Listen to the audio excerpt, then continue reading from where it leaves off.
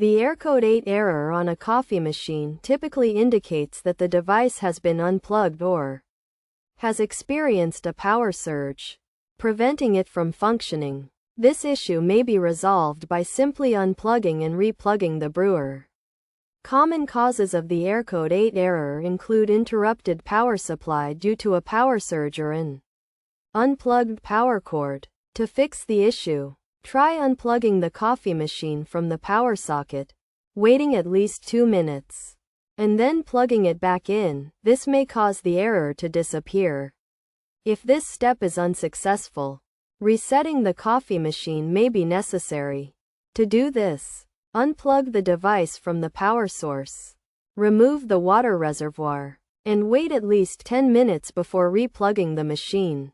Once replugged, wait for the machine to indicate that water needs to be added.